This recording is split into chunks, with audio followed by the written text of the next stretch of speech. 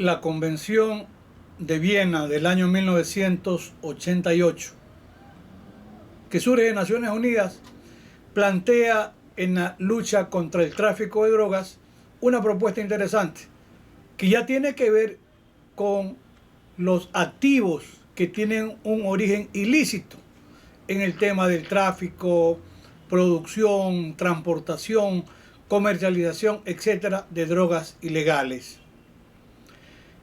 Se comienza a pensar que esta forma de delincuencia organizada tiene que tener una estrategia también en el sentido de penalizar la conversión de esos activos ilícitos.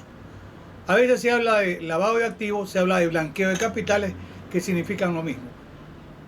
El Ecuador, siguiendo los lineamientos de la Convención de Viena, en el año 1990 dicta la Ley 108 para reprimir el tráfico de sustancias estupefacientes o prohibidas, y allí también se penaliza el delito de lavado de activos. Pero ¿qué característica tenía? Una fundamental. Era un delito dependiente, no autónomo. ¿Qué significaba? Que tendría que ser primero, ¿verdad?, comprobada la existencia del delito de tráfico de drogas, y después, como consecuencia de esa condena, podía sustanciarse un proceso penal por el delito de lavado de activos. El crecimiento de esta forma de delincuencia organizada hizo mirar incluso Naciones Unidas. 1995, en esa propuesta de combate contra terrorismo, delincuencia organizada, ya se sentó las bases de la penalización como delito independiente del llamado lavado de activos.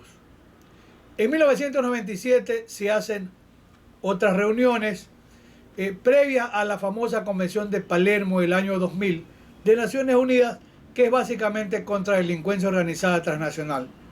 Y allí se reiteró la necesidad o conveniencia de penalizar el delito de lavado de activos, como nos recuerda ese gran jurista argentino, el profesor don David Baigún.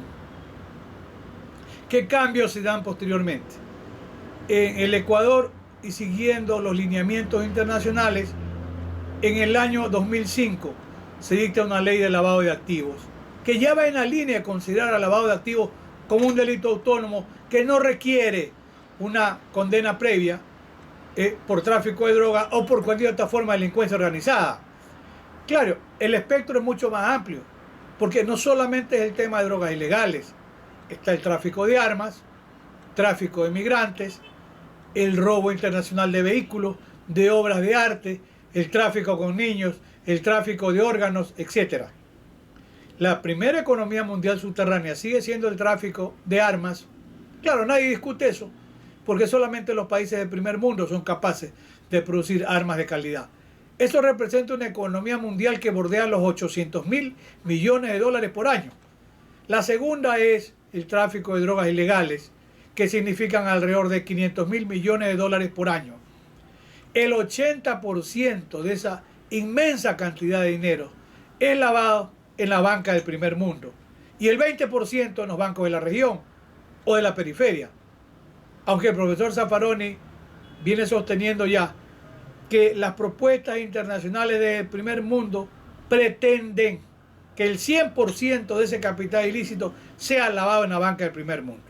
Eso dice en una de las últimas publicaciones, La Cuestión Criminal del año 2013, donde plantea además la discusión a la que después le dedicaremos tiempo entre lo que es la criminología mediática versus la criminología cautelar. Pero continuemos con el tema. En el año 2002, en Ecuador llegó una delegación de expertos. Tuve el privilegio de ser convocado como consultor nacional para el tema lavado de activos por la OEA. Suscribimos un contrato. Y en el 2005 nace la ley. Una ley en el país que ya considera delito independiente o autónomo. Las formas de comisión son un poco parecidas a lo que prevé la ley de drogas, porque en su amplia enunciación pues, se prevé la posibilidad en un momento dado de sancionar por lavado de activos al que tenga, adquiera, transfiera, posea, administre, utilice, mantenga, resguarde, entrega, transporte, convierta o se beneficie de cualquier manera. Es un tipo penal abierto, de activos de origen ilícito. Y además dice, también se sancionará al que en forma directa o indirecta oculte, disimule o impida la determinación real de la naturaleza, origen, procedencia o vinculación de activos de origen ilícito. 3. Preste su nombre o el de la sociedad o empresa de la que sea socio o accionista para la comisión de los delitos tipificados en este artículo, ahora el 317 de la ley de lavado de activos, que está hoy como parte del capítulo de los delitos económicos en el Código Orgánico Integral Penal del año 2014, donde además se prevé que se realice por sí mismo, por medio de terceros, operaciones y transacciones financieras o económicas con el objeto de dar apariencia de ilicitud a actividades de lavado activo, ingrese o egrese dinero de procedencia ilícita por los pasos y puentes del país. Yo recuerdo que en algún comentario de la profesora Rosa del Olmo, en referencia a la Convención de Viena, que sirvió como, yo diría, la gran simiente, la gran matriz para toda la legislación antidrogas en el mundo hispanoparlante. Decía la doctora Rosa del Olmo en un comentario que hacía sobre la Convención de Viena y el narcotráfico, con don Edgar Saavedra Rojas, distinguido penalista y magistrado colombiano, que todas las formas modales posibles estaban previstas en la ley de drogas. Hoy sucede lo mismo con el tema del lavado de activos. Es decir, no hay un verbo rector, 15, 20. Pero se trata en el Ecuador de un delito estructuralmente doloso. En España se ha pensado en la conveniencia de la penalización por lavado de activos en comportamiento culposo, y en algún momento lo tuvo Alemania, y gracias a la actuación de ese gran jurista que presidía el Tribunal Constitucional alemán, don Winfried Hassemer, se expulsó del Código Penal por inconstitucional la penalización del lavado de activos por comportamiento culposo.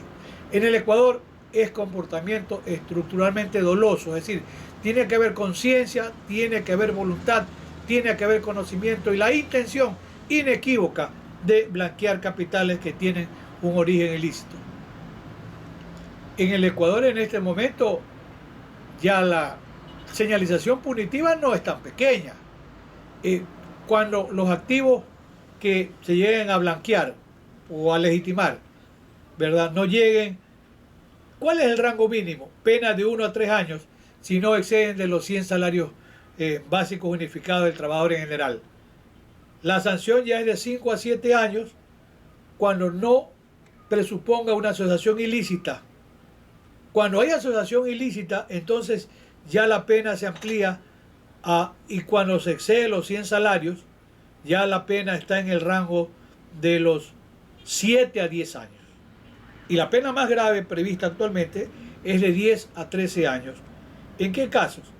Cuando el capital que se va a blanquear supere los 200 salarios básicos unificados del trabajador en general, cuando la comisión del delito presupone la asociación para delinquir a través de la constitución de sociedades o empresas o de la utilización de las que se encuentran legalmente constituidas.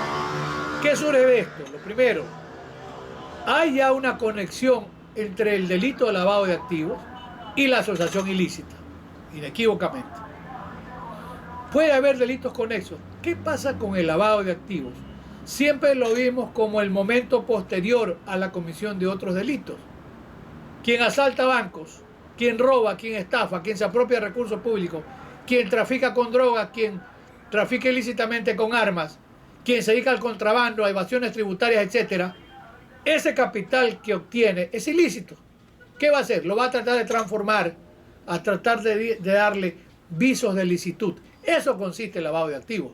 Entonces, tiene que tener un origen ilícito, pero es un delito autónomo en la investigación del delito de lavado de activos.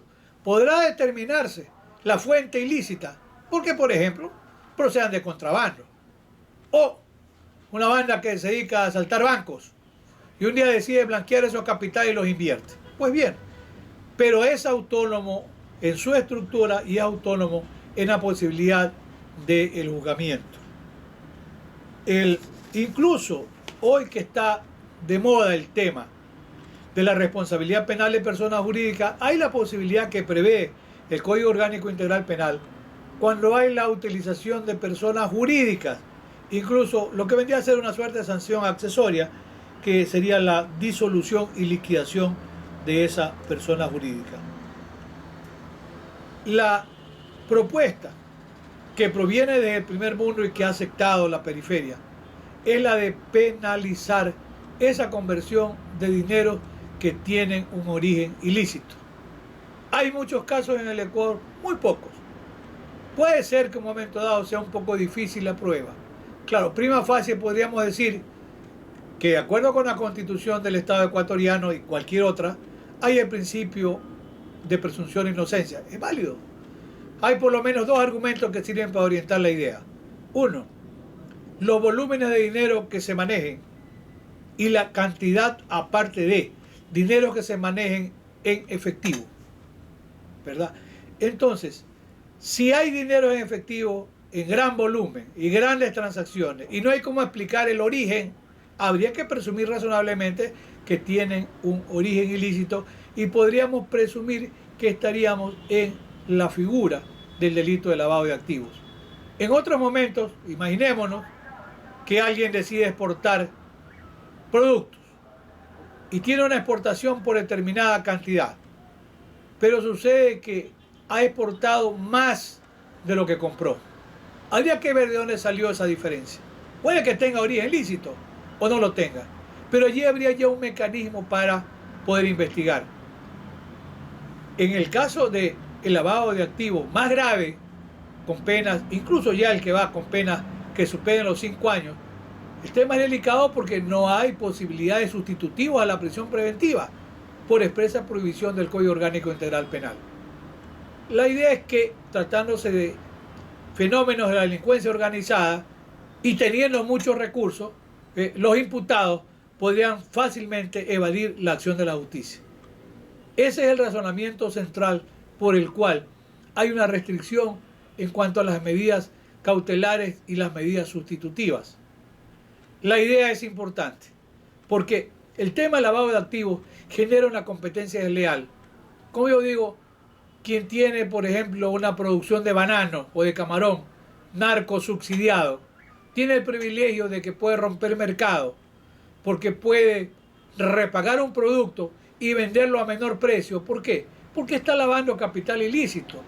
Si alguien dice aquí, señor, compra al barrer camarón y dice, ¿cuánto vale puesto en el extranjero? $5. ¿Cuánto están pagando aquí? $4.20. Y va y le dice, señor, pago $5.50. Le repago y le compro todo. Y va al exterior y rompe el mercado porque dice, señor, yo le vendo a $3.80. ¿Por qué puede hacer eso? Porque esa actividad aparentemente lícita de mercadeo tiene un trasfondo ilícito que es el origen del dinero. Entonces, sin duda que afecta a la economía, sin duda que afecta al mercado. Y por eso es de esos delitos que deben ser investigados con objetividad, con perseverancia y en los casos que sean pertinentes, severamente reprimidos, severamente condenados.